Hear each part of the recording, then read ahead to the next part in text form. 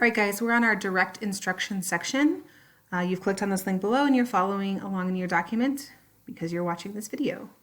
In this section, our objective as a refresher is that social scientists will be able to, in writing, determine bias within primary sources by reading multiple sources and adding bias statements to your written analysis. The essential question for this section is, why is uncovering bias important?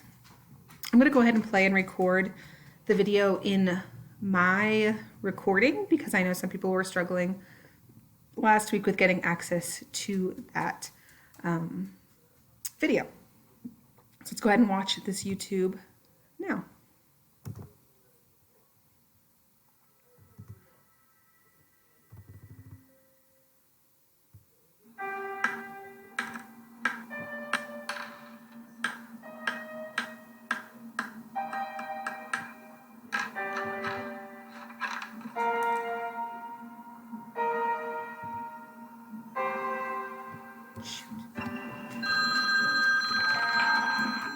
Hi, Mom, it's me. I got in trouble again at school today.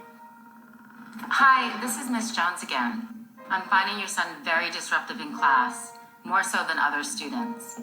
I feel like the teacher doesn't like me. Other kids do bad things, but they don't get in trouble. He's defiant and shows a real lack of respect for any structure or authority. I hate school because the teachers are always mean to me and I don't feel like I'm learning anything. I'm really concerned about his behavior.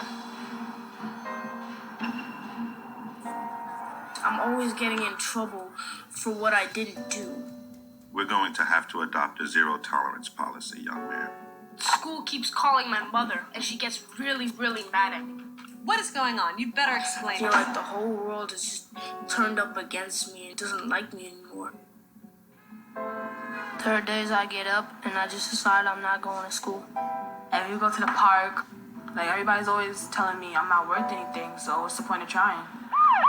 I know the cops are watching us, but we just hope we don't get caught. Your son's absences are a problem. They will definitely affect his grade point average. I don't feel safe in my class anymore. Should I assume you're unprepared again today? I would always eventually get picked on by the teacher. He makes examples of me. I feel really singled out, and I just try to avoid people because every time I look, somebody's always talking about me. Oh, she's always getting in trouble. But I started fighting more because nobody wants to hang out around a troublemaker. The only time I have real friends is when I'm on the block. So that's why I stay.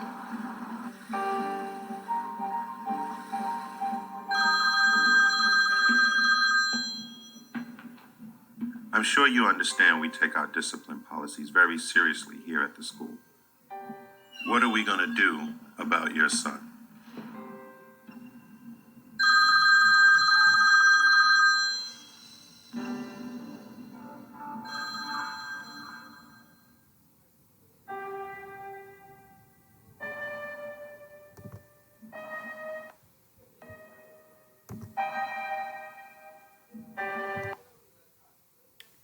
All right, now that we've watched the video, I want you to take a second and find the stop and jot box, question number 7.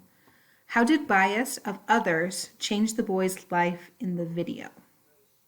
So how did the opinion of others change the boy's life in the video? So that video basically was showing him from the beginning of his life in sort of elementary school to sort of high school and beyond, or when he should have been in high school, but he had made the choice to drop out. How does the bias change the boy's life in the video? So you're responding to that in the box here.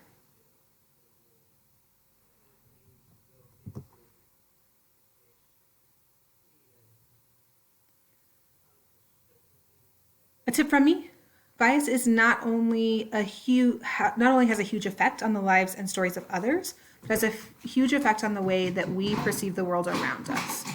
Bias influences our opinions, our decisions, and our choices. If we read sources without first understanding the bias of the author, their opinion, the time that they're living in, who they're writing it for, then we allow ourselves to be directed rather than choosing the direction for ourselves.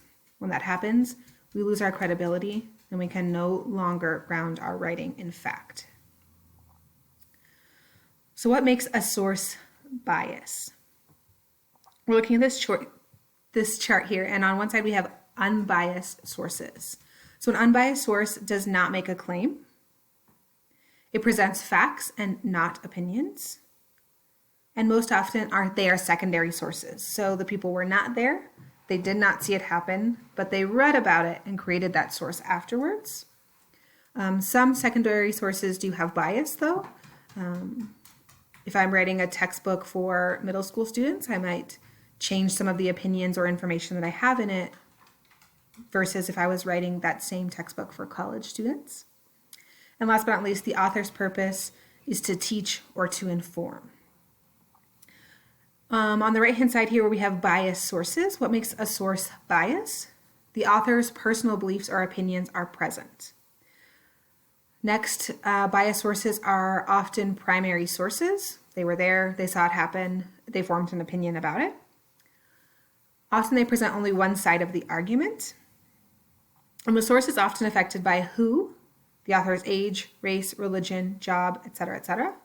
When, the events that were happening during the time and the place the source was made. And why, the author may have had a specific reason for creating that source. We also want to think about bias sources can change based on that why section. I might write something that looks much different for another group of teachers, where you guys might be presented something on the same topic, but I might write it a bit different when I'm presenting it to you. So we're thinking about why is that created? Continuing on, when you're looking for bias, you're asking yourself 3 questions. Right here we have the little hand that has the 3 up to help us think about the 3 questions. Who is the author? When was the source made? And why did the author make this source? So again, who is the author? What is their age? What is their religion? What is their race? What is their political status? What country are they living in? The second one, when? When was the source being made? Is it being made during wartime, during peacetime, during an election year, during a time when there's a lot of upheaval in the country? So we're thinking about when. And again, the why did the author make this? Is it to convince people, to inform people, to entertain people? Is it a political speech for a rally? Is it a educational piece for a group of students? Is it a letter to their mom telling them how much they miss her because they are fighting in the trenches on the Western Front? So we're thinking about those 3 questions: who, when, why, when we are thinking about bias. Let's do some practice. Using the example from the video on direct instruction, follow along starting at this example. So we're actually just like thinking about that bias. Let's look at this source. So the example here, this was painted by Peter van Dutch, a Belgian citizen. So it's, if we translate it, it would be Peter, a Belgian citizen, and it is titled The Rape of Belgium. Where was it published? It was published in Brussels, which is the capital of Belgium. Brussels Town Gazette, and it was created in on February 17th, 1915. Think about what is happening in the world at that time. Think about what would be happening to him. Think about who this creator was. Now let's ask those 3 questions together. Who is the author? What is his age, race, religion? The author is a Belgian citizen who would likely witnessed that this event took place. Remember in World War I, when the Germans were trying to invade France, they marched through Belgium. We looked at a lot of propaganda of Belgian posters. Remember Belgium when we were trying to stir up the Allies? So the Germans marched in and through Belgium to get to France. So how would the Belgians feel? So he is a painter. We're back to the who. He is a painter, as a Belgian citizen who likely witnessed this like march of the Germans through to get to France. When was this being created? The source was created at the beginning of World War I. So we're in the second year, 1914 to 1918. And then last but not least, why is the author making this source? The author, since he was a Belgian citizen, most likely made this image, this drawing, to show the world how awful Germany was, to gain sympathy and to hopefully convince other citizens, other countries, to help Belgium fight back against the invasion of the Germans in their, what was supposed to be a neutral nation. So, how do I write this bias statement? You're answering all three consideration questions: who, when, why, and you're synthesizing or combining each of these to answer the influence of the author's claim. Guys, Miss Manili and I over at Montview, we keep planning together, and I just remember to edit my work here. So here's my example. This source shows the bias of its author, Peter van Deutsch, because he is a Belgian citizen who created a painting that only shows the Belgian perspective of the war and paints Germany entirely as the villain. Germany may have committed horrible crimes, but there are two sides to every story, and this source only includes one. That's a lengthy one. That's the one Miss Manili and I came up with together. We are not expecting you guys to write a bias statement like that first time out. Another example might be, this source shows a pro-Belgian bias by only sharing the Belgian perspective and not including the German point of view at all. If you are struggling and you're like, oh my gosh, that's so much to write, I just don't have time, please work towards this shorter example. I want you guys to stretch yourself and try to include the answer to all three questions. Let's go ahead and give it a try on your own. Here we are to the independent practice section. I'm going to read the documents below, and you are going to complete that process on your own. I will not be giving you any extra information. My little pro tip here, who, pop back up here to our three. Who, when, why. I'm going to put that in our pro tip right here. Who, when, why. All right, source number one. The German general, Source number one. The general German advance started on 18th of August. By 28 August, the invasion forces had crossed Belgium. The 10 days in between saw the worst violence. The troops, exhausted from the forced marches and often under the influence of alcohol, committed a series of large-scale massacres.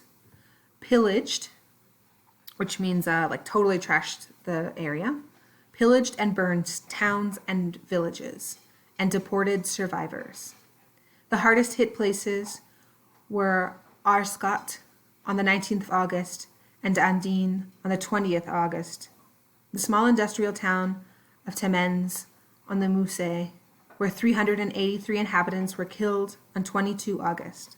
The city of Dinant, where on 23rd August, the worst massacre of the invasion left 674 people, 1 out of every 10 inhabitants dead, and the university towns of Louvain, where the treasured university library was burned, and 248 civilians were killed.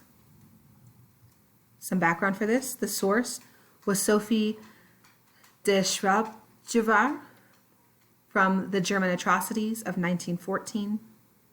It was published by the British Inquirer on January 29th, 1917. When looking for the bias, ask yourself 3 questions. Who is the author? Think about age, religion, race, etc. Question 2. When was the source made, and what was happening in the world at the time? Question 3. Why did the author make this source? Was it to convince, to inform, to entertain, etc.? Now your response. Question 8 asks, who is the author? Your response